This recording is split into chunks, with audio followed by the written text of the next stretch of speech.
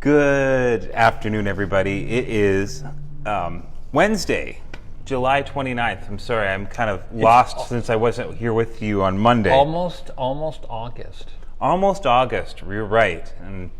And we're right in the middle of the Southern Oregon heat wave. So it was 90 degrees at 9:30 last night in the Rogue Valley. Yeah. Slightly cooler at that in Klamath Falls, but okay. But hot days all around. Oh, to be in Klamath Falls. I had a very nice visit to Klamath Falls last week. Yeah. I went to the Native American Museum. Klamath Falls, it's a very good museum.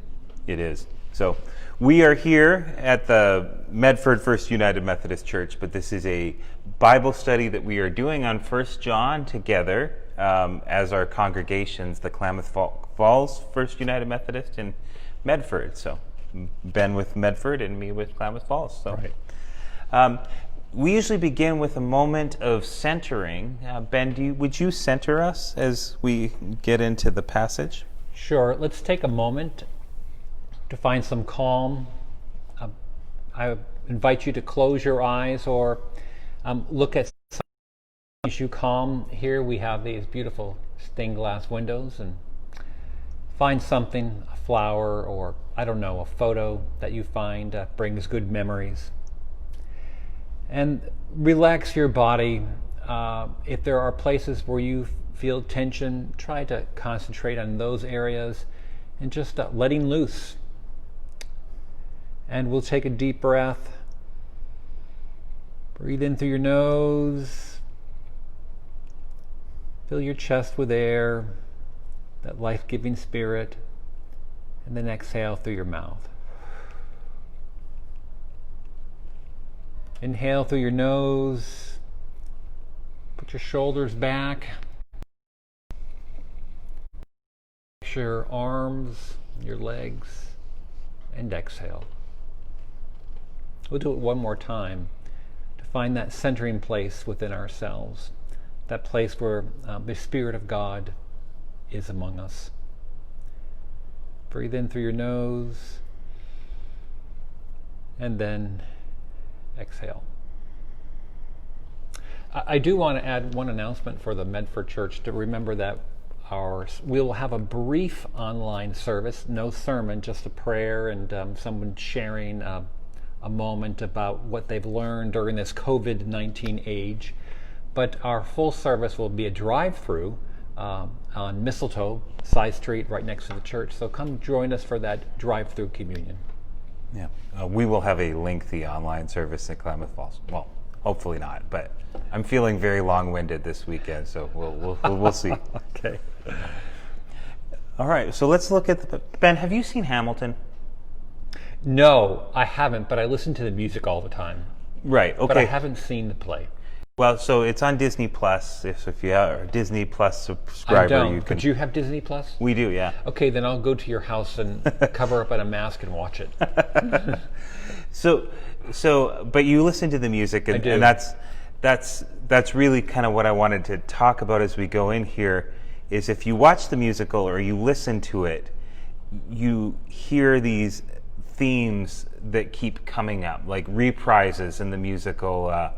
In Hamilton, one really important line is, "I'm not going to throw away my shot," which is right. Both Hamilton's young, ambitious self and at different points where he wants to step into an opportunity to grow, and then, of course, the end in a duel. It's significant there.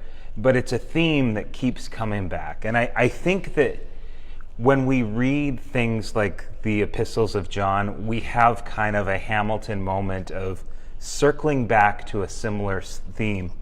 And in our passage that we're going to read, most of what is in it, John has said before in this letter. But it's like in a musical, the reprise draws it together and draws out some new themes. So moving the letter forward.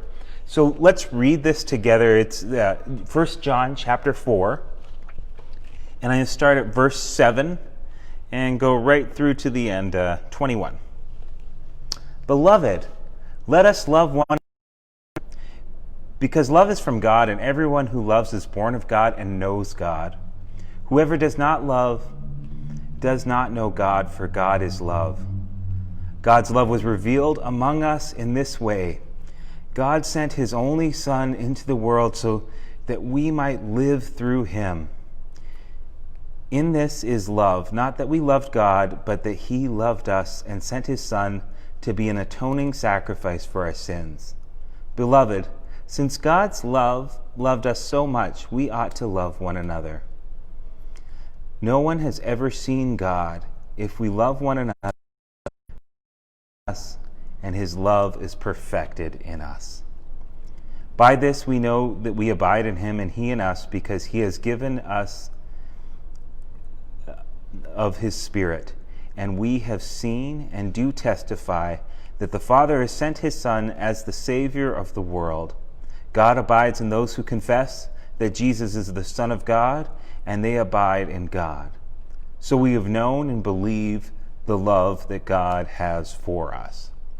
God is love, and those who abide in love abide in God, and God abides in them.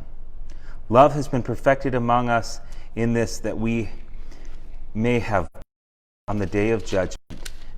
As he is, so are we in this world. There is no fear in love, but perfect love casts out fear, for fear has to do with punishment, and whoever fears has not reached perfection in love. We love because he first loved us. Those who say, I love God, and hate their brothers or sisters are liars. For those who do not love a brother or sister whom they have seen cannot love God whom they have not seen. The commandment we have from him is that those who love God must love their brothers and sisters. So That's a beautiful passage. yeah, It is a beautiful passage. I mean, it is the coffee mug plaque on the wall kind of passage. You have all those lines of God is love, perfect love casts out fear, all those beautiful lines that we love to quote. But that those first couple verses, I mean, I grew up where we would sing those lines in a song. So it was like, beloved, let us love one another. Love one another. For love is of God, and everyone who loves is born of God, and knoweth God. He that loveth not, knoweth not God, because God is love. God is love. Beloved, let us love one another. 1 John 4, 7 and 8. So, I mean, yeah, so it's pretty much verbatim from that. So, but so I mean, we have seen some of these same kind of lines already in John. It says in here, you cannot say that you love God and hate your brother. Earlier in the second chapter, we had you hate your brother or sister. You are a liar and the truth is not in you. So he's circling back to the same themes, and obviously we've been talking a lot about the love of God in this. It's interesting because I think the way that John frames love is different than we see in other parts of the New Testament. Yes. We're familiar with the greatest commandment in the Synoptic Gospels, where Jesus says, "Love God with all your heart, soul, mind, and strength, and love your neighbor as yourself." And he's really quoting the Jewish Shema and the book of Leviticus, Deuteronomy 4 and Leviticus 19, and it's sort of almost a deontological approach. I mean, you're obligated to do this. This is the things that... You're going to have to explain the term deontological. Oh, I'm sorry. Deontological. In terms of like, you do something out of duty. God commanded it, so you do it. The only people who know the word deontological are people who have been to seminary like us. There's also philosophers. I mean, because philosophers too. Can't use the word. deontological ethics. I mean, that's there. But sorry, yeah, but I get what you're saying. yeah, It is a different take on love. yeah, and so then what John gives us is love in a not a duty submission sense of this is your duty, but this is relational, and it's your identity. He almost describes it as your higher calling. Mm-hmm. Yeah, yeah, and we have these significant lines here of God is love. God is love. Twice in our passage it says, whoever does not love does not know God, for God is love. And then later he'll say, we believe the love of God has for us. God is love, and those who abide in love abide in God, and God abides in them. So twice, God is love. And, this is intrinsic. I'm doing another line there, of intrinsic to God's self-identity. God is love. Mm-hmm. In a way that when we read the Bible, we hear a lot sometimes about God's anger. Romans, the wrath of God is being poured out on all flesh. But God's wrath or anger is never described as in a innate part of God's identity. But in the way that love is who and what God is. Can I add something to this? Yeah. An area where you made a little bit of fun of me. Did I make fun of you? But it was funny. Okay. The way you did it. This verse 17.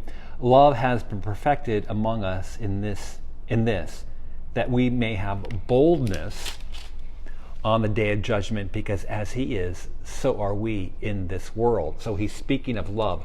So when I spoke of, muscular love. Exactly. It's a muscular love. It's a strong, mighty love, because sometimes that we use this use love in the English language, and it can be like love is a warm puppy. And that's not what's taking place here. It is a love that John talked about in the earlier chapter 3 that went to the cross. And it's bold. Mm-hmm. And that's the kind of love that we have. We have a bold love for the world that won't relent. That is really good, Ben, but you're jumping ahead. Okay. So, right. And it is your study after all. It's Wednesday. Well, I think that's where the passage is going, so I just want to get to the stuff beforehand, and then we can dive into 17 and after. But go for it. God's love is revealed to us. It is who God is, but we don't see God.